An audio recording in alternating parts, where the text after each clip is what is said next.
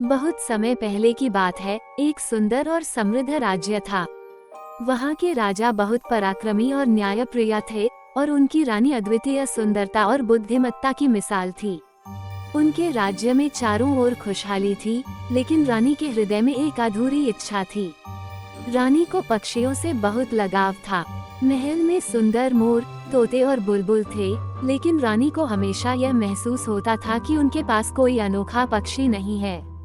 उन्हें एक ऐसा पक्षी चाहिए था जो बोल सके, जो जादू से भरा हो और जो उनके दुख दर्द को समझ सके। एक दिन एक वृद्ध साधु महल में आए। राजा और रानी ने उनका स्वागत किया और उनसे आशीर्वाद लिया। साधु ने रानी के चेहरे पर उदासी देखी और बोले, रानी साहिबा, आपके मन की इच्छा पूर्ण हो सकती है। दूर पहाड़ों के पार घने जंगलों के बीच एक जादुई तोता रहता है।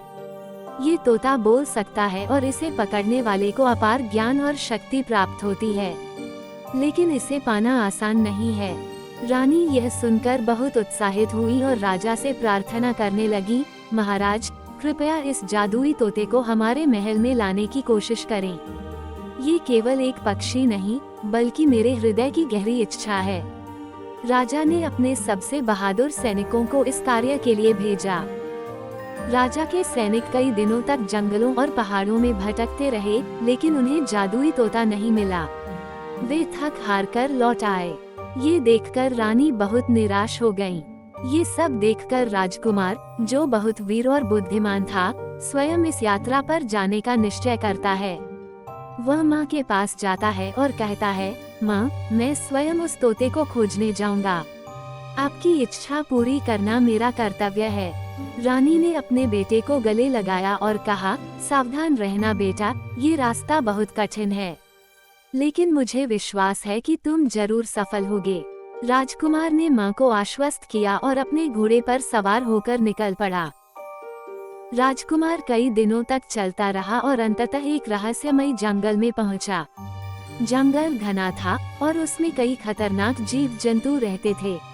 अचानक उसे एक वृद्ध साधु मिले, जिन्होंने कहा, बेटा, जादुई तोते तक पहुंचने के लिए तुम्हें 3 कठिन परीक्षाओं से गुजरना होगा।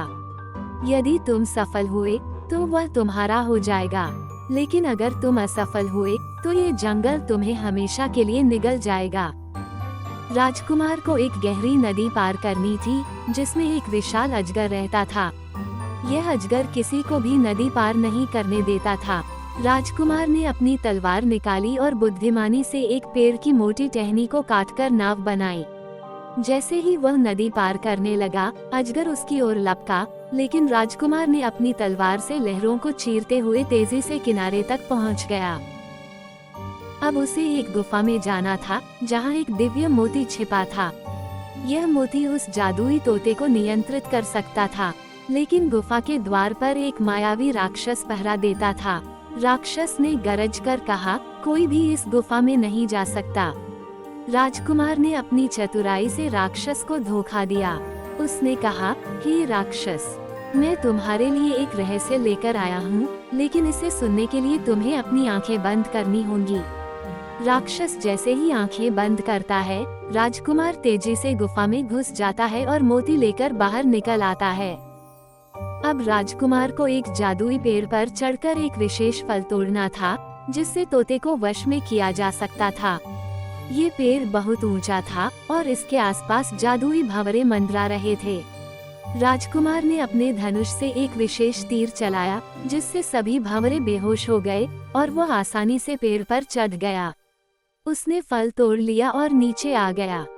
अब राजकुमार ने वह फल निकाला और जैसे ही उसने उसे जादुई तोते के सामने रखा, तोते ने अचानक बोलना शुरू कर दिया, धन्यवाद राजकुमार, मैं एक दुष्ट जादूगर के श्राप से बंधा था, लेकिन तुम्हारी वीरता ने मुझे मुक्त कर दिया। अब मैं तुम्हारी माँ की सेवा करूँगा। राजकुमार ने तोते को अपने कंधे पर बैठाया और खुशी खुशी महल लौट आया। जैसे ही राजकुमार महल में पहुंचा, रानी ने खुशी से अपने बेटे को गले लगा लिया। फिर उन्होंने जादुई तोते को देखा और पूछा, क्या तुम सच में जादुई हो? तोते ने मुस्कुराते हुए उत्तर दिया, हाँ रानी माँ, मैं केवल एक पक्षी नहीं हूँ, बल्कि ज्ञान, प्रेम और खुशी का प्रतीक हूँ। अब मैं आपके राज्य की रक्षा करूंगा और इसे समृद्ध बनाऊंगा। रानी ने तोते को प्यार से दाना खिलाया और उस दिन से तोता महल में रहने लगा। उसकी बुद्धिमत्ता और जादुई शक्तियों से राज्य और भी समृद्ध हो गया। जादुई तोते ने रानी से कहा, मैं तुम्हें एक वरदान देता हूँ। जब भी तुम्हें कोई समस्या होगी, बस मुझे पुकार लेना, मैं तुम्हारी सहायता के लिए हमेशा उपस्थित रहूंगा। रानी ने आभार व्यक्त किया और खुशी खुशी जीवन व्यतीत करने लगी। अब उनका दिल पूरी तरह संतुष्ट था।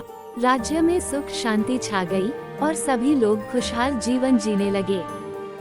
सच्ची इच्छाएं धैर्य और परिश्रम से पूरी होती हैं। साहस और बुद्धिमानी से हर कठिनाई को पार किया जा सकता है। सच्चे ज्ञान और प्रेम से जीवन में खुशहाली आती है।